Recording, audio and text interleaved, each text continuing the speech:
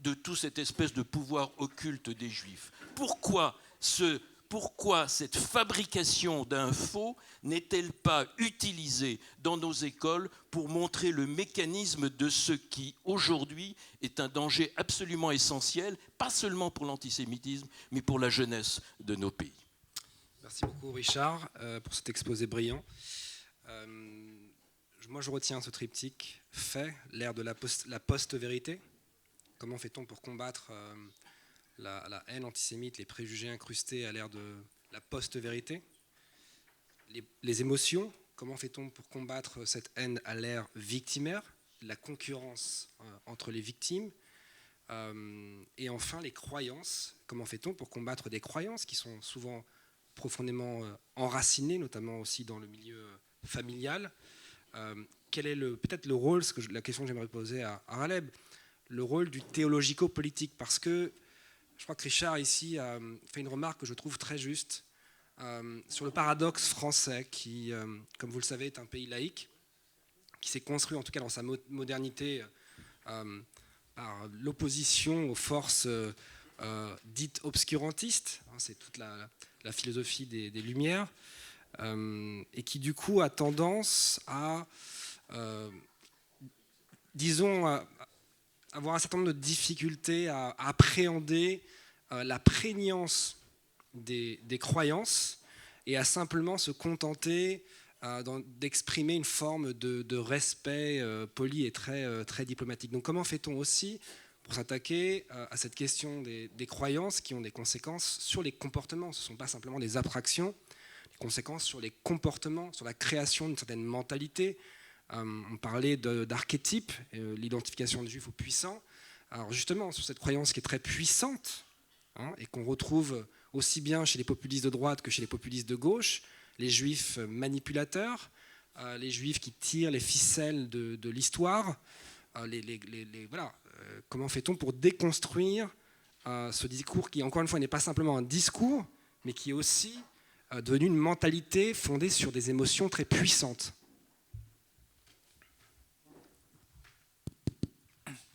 Merci David, merci. Je crois que tout à fait au début de ta prise de parole, tu as dit « j'ai des amis qui sont ici présents ». Alors j'en fais partie et c'est pour vous dire, mesdames et messieurs, que je suis venu animé d'un sentiment d'amitié et de respect pour vous toutes et pour vous tous. Deuxièmement, tu as dit « j'ai une question provocante ». Il vaut mieux que dans des débats comme ça, on ait des questions dites provocantes.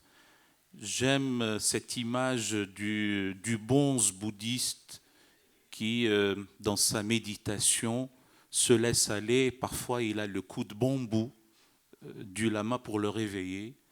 Eh bien, des questions comme ça sont tout aussi importantes. Maintenant, je réponds directement aux questions sur deux plans. Un peu une approche générale, presque théorique, et puis qu'est-ce qu'il faut faire concrètement.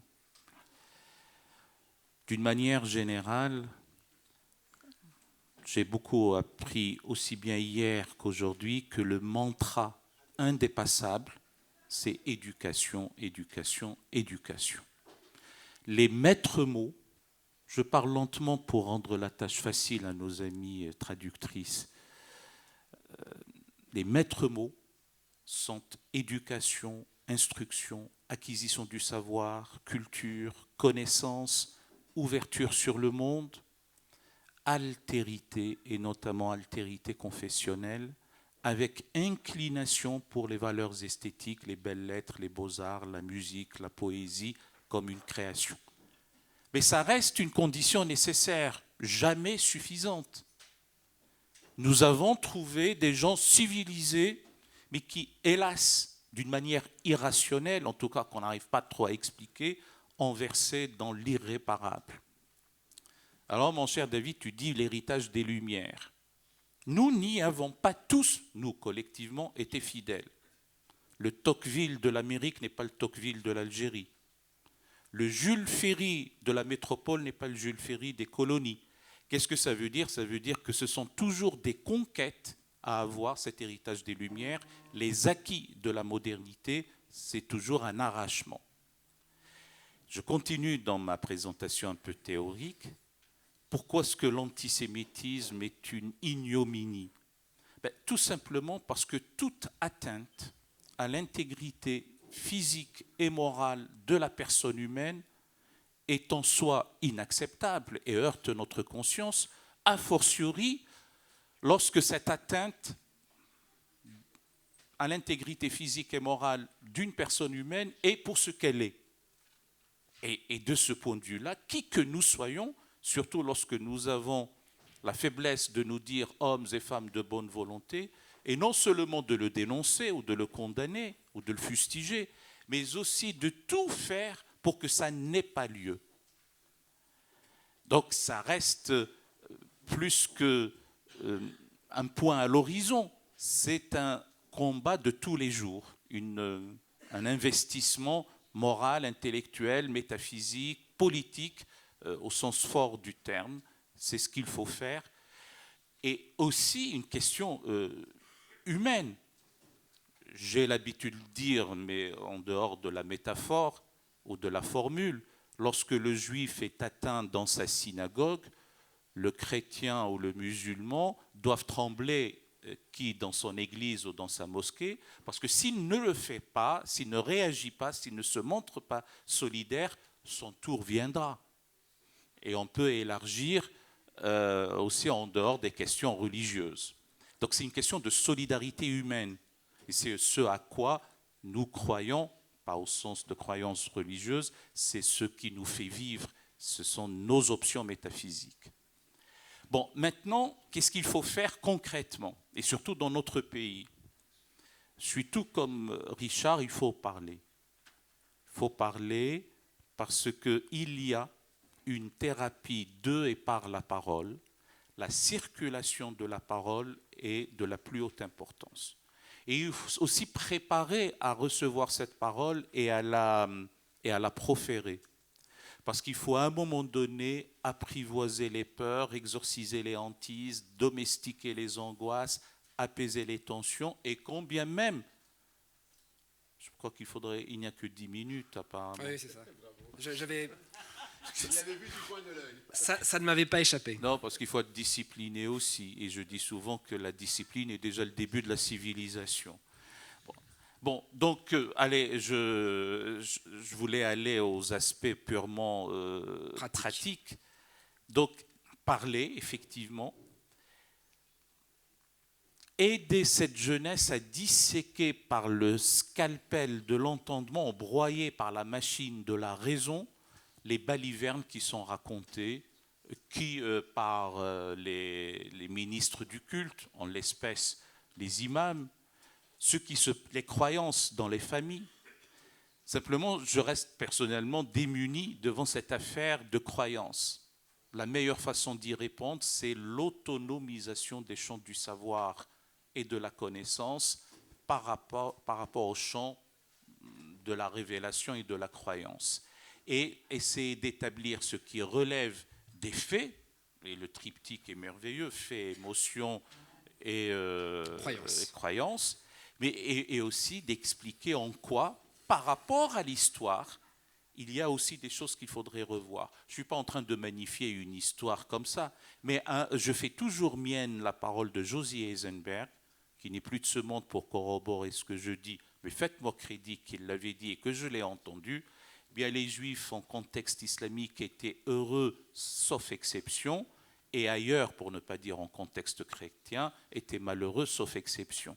Donc revenir à l'histoire, réexpliquer, séparer les paramètres, distinguer les registres. Le conflit israélo-palestinien est un conflit d'ordre politique qui s'est confessionnalisé, et il faut aussi savoir le dire. Il faut dire que sa genèse remonte à quelques décennies, et ceci ne doit pas obérer ce qui a pu se passer aussi à travers l'histoire. Revenir sur une sacralisation de la haine et peut-être, de mon point de vue sûrement, enseigner en l'adaptant l'œuvre d'un Meir Baracher, grand islamologue israélien, érudit, et qui dit que moi j'ai étudié le Coran et j'ai trouvé que dans sa phraséologie, ou dans son champ sémantique, il y a 3 niveaux. Il y a le niveau où, lorsqu'on parle des fils d'Israël, les propos sont laudatifs, élogieux, merveilleux, il y a même un dithyrambique. Lorsqu'il est dit ceux qui se judaïsent, les propos sont plutôt neutres, voire contrastés. Et quand il est dit les juifs, c'est conjoncturel, c'est accidentel, il s'agit des juifs de Médine. L'œuvre de Meir Baracher doit être étendue, élargie à tout le monde, et a fortiori aussi dans notre pays. Dernier point, et j'arrête là-dessus, que n'ai-je pas entendu comme président de la Fondation de l'Islam de France lorsque j'ai organisé une conférence internationale avec le secrétaire général de la Ligue islamique mondiale, parce qu'il faudrait lutter contre l'antisémitisme, le négationnisme, le révisionnisme, les thèses complotistes et les thèses conspirationnistes. Et voilà, nous allons ensemble à Auschwitz pour dire que ce qui se passe dans les contextes islamiques, dans les contrées arabo-musulmanes, eh bien ce négationnisme, ce révisionnisme, cet antisémitisme pour des considérations politiques et pour la cause palestinienne, eh bien c'est quelque chose aussi qui doit heurter notre conscience et qu'il faut savoir distinguer les registres, séparer les paramètres et ne pas tout confondre. Merci Raleb. Ça c'est une breaking news. Je propose, comme il nous reste 5 minutes, de faire un très rapide tour de table. Je vais encore être un petit peu provocateur, mais pour reprendre un titre d'un ouvrage fameux « Que faire » de Lénine, j'aimerais demander à chacun de nos speakers de me livrer en 1 minute quelles seraient les solutions pratiques, quels sont les 3-4 principaux items qui permettrait de lutter plus efficacement contre l'antisémitisme. Donc je vais commencer avec Monsieur Callot.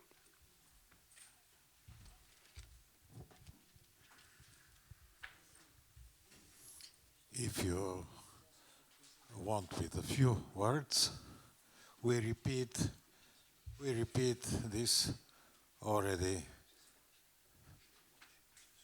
2 days, and 2 years before this is education. But we still are looking for answer. Who, how, and what? Thank you. Michel? Cette fois-ci, je vais le faire en français. Allons-y. Je dis que je me suis engagé depuis beaucoup d'années dans une démarche d'action.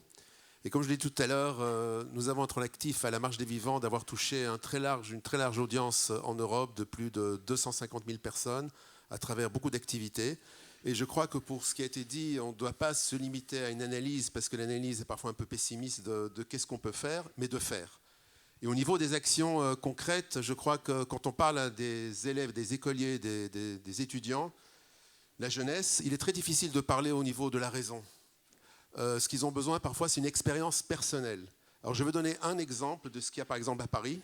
Vous avez 367 écoles sur lesquelles vous avez une plaque qui a été apposée. De cette école-là ont été déportés tel nombre d'enfants dans les camps d'extermination. Et ce que nous avons essayé de développer, c'est une démarche que dans les classes, souvent sur les mêmes bancs d'écoliers, vous aviez des élèves qui ont été déportés, qui ont été assassinés pendant la Shoah.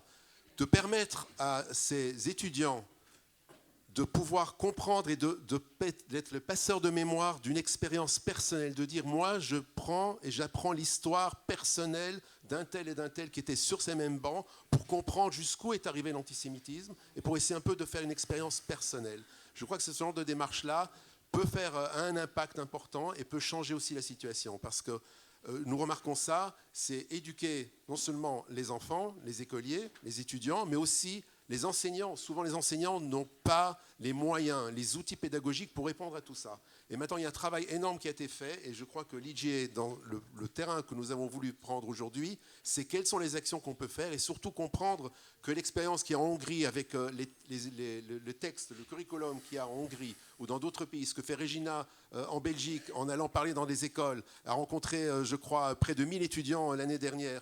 C'est ce travail-là qui doit être fait tous ensemble pour comprendre que chacun, l'union fait la force, et l'union nous permettra aussi de faire quelque chose de différent sur le terrain. Je peux me permettre d'ailleurs, Michel et Raleb, je crois que s'agissant de l'union qui fait la force, vous auriez matière à discuter tous les deux, puisque Michel, dirige donc la marche des vivants en Europe. Ghaleb Bencher, donc le président de la Fondation de l'Islam de France, avec ce voyage qui est très important, je crois que c'est un voyage historique à Auschwitz, avec des dignitaires musulmans. Je pense qu'il faudrait essayer de voir comment tous les deux vous pouvez éventuellement faire quelque chose ensemble. Un autre Michel Gerfinkel, si c'est possible en 1 minute de ramasser ta pensée et de nous proposer un résumé de ce que pourraient être des mesures extrêmement pratiques et efficaces, soyons un petit peu quand même optimistes, en tout cas optimisme de la volonté, pour lutter efficacement contre l'antisémitisme. As I said, the main criterion is the will to fight anti-Semitism. And I would just suggest to concentrate on two recent facts, one in Europe and one in the Middle East. In Europe, something quite extraordinary happened in the United Kingdom. You had one left-wing candidate who were going very far in the flirtation with anti-Semitism. He has been rejected by vast majority of the British citizens and by a very large part of the public opinion in his country. Of course, there has been a lot of, I would say, civic mobilization to that end, but it happened, and it shows very clearly that once you have the will to fight, you can achieve important things. The other example, as I said, is in the Middle East. Everybody knows that there is now something completely new happening in between the State of Israel and many Arab countries. What is important is that this rapprochement between Israel and the Arab countries is not based, as people usually say, on purely tactical views and the need to fight a major common enemy, namely Iran. It is something much deeper. I have experienced the fact that in Saudi Arabia and in the Gulf states, interest for Israel, interest for the Jewish world, for the Jewish religion, has been now a fact of life for about 20 years.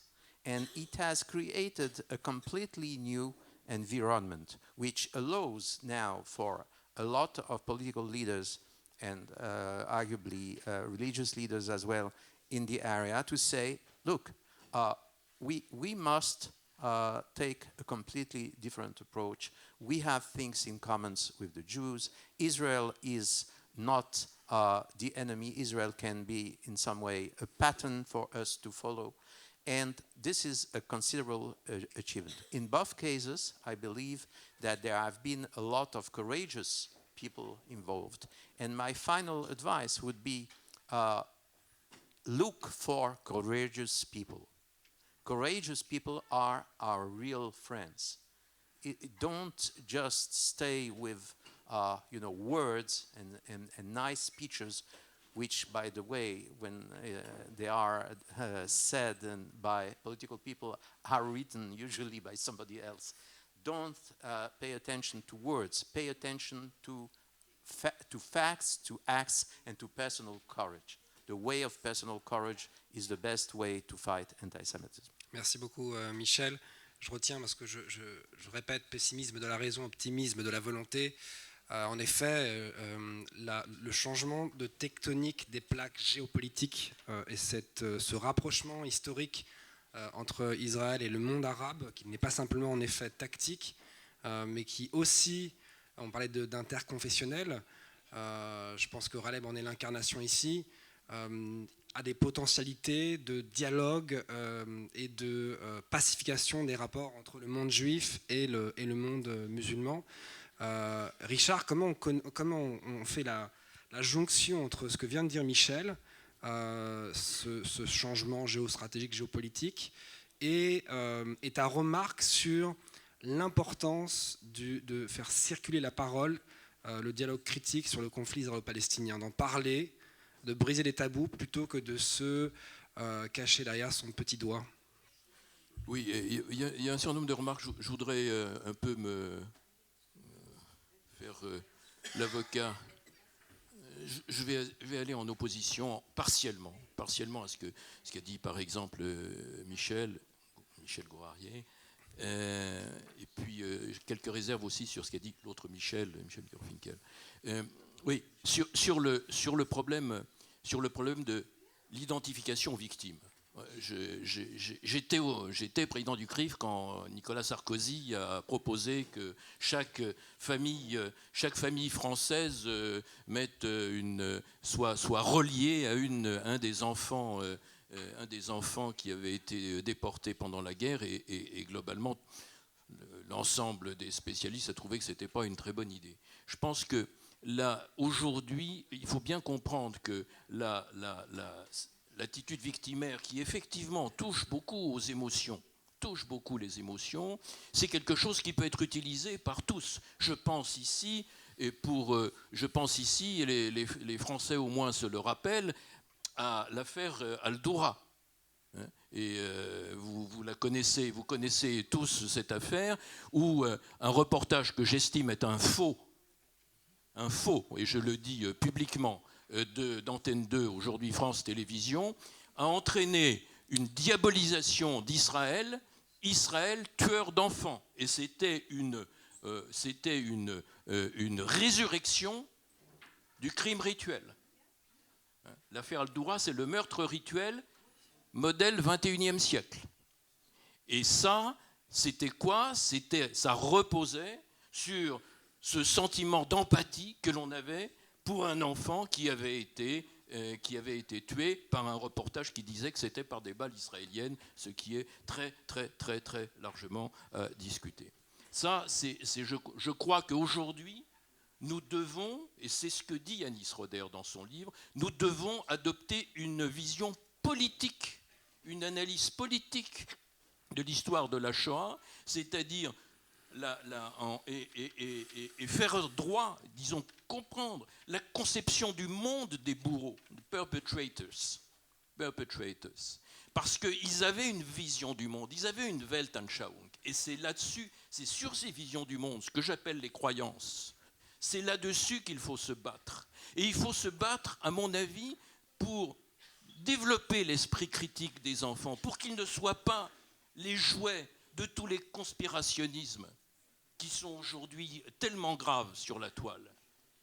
Et pour cela, il faut leur donner des instruments intellectuels, il faut que les professeurs également aient ces instruments intellectuels. Et là-dessus, il y a un gros travail à faire parce que les professeurs ne sont pas formés à cela. Mais leur faire comprendre, comme l'a dit Khaleb, qu'il y a le monde des croyances, quand il s'agit de croyances religieuses, le monde des croyances et il y a le monde des faits, et que les croyances ne doivent pas obérer les faits, je pense que c'est là l'élément fondamental. C'est pour ça que je pense que les analyses de complot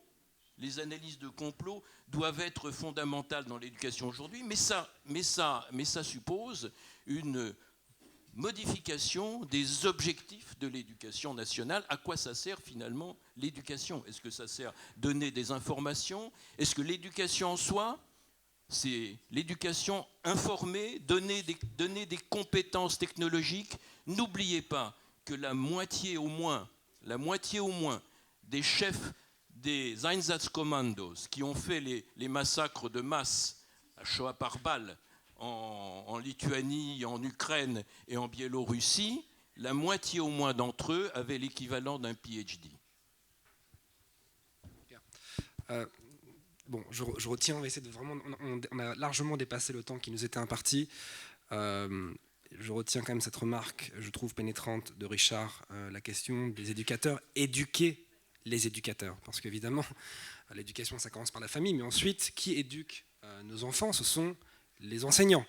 Et si les enseignants n'ont pas les outils pédagogiques pour enseigner cette histoire, et notamment avoir une conception longue et politique de l'histoire, et pas simplement victimaire, on est, pardon pour ce langage un peu abrupt, mal barré. Raleb, est-ce que tu veux ajouter quelque chose sur ce que vient de dire Richard? Non, pour la simple raison que ce n'est pas parce que je ne veux pas ajouter, au contraire. Mais j'ai appris une chose dans ma maigre expérience de vie, dans ce genre de rencontre, quand on est à la fin, surtout quand on a dépassé le temps, c'est de ne pas dire des choses qui risquent de relancer le débat, et l'éthique même de la discussion du débat recommande plutôt de se taire. Si je devais dire deux choses d'ordre pratique, c'est que nous, Fondation de l'Islam de France, avec la Fondation Mémoire de la Shoah, avons décidé d'organiser, de monter ou de filmer des vidéos ou des capsules que nous donnerons, que nous mettons en ligne, comme on dit, mais aussi aux différents établissements scolaires pour que cette chose faite en commun puisse servir à ces éducateurs ou éduquer les éducateurs. La seconde chose, comme ça il n'y aura pas de troisième, c'est que nous avons initié une université populaire itinérante. Il vaut mieux qu'elle aille de ville en ville, de cité en cité, de quartier en quartier, et d'instaurer le débat, sans tabou, sur tout sujet de quelque ordre que ce soit. Il faut simplement savoir le canaliser. Fût-il virulent, il finira par être canalisé parce que les gens auront parlé. Nous avons la faiblesse de croire que nous savons où nous voulons y aller, mais au départ, il faut que dans l'auditoire, les gens puissent parler, dire ce qu'ils ont sur le cœur, disent leurs croyances, et petit à petit,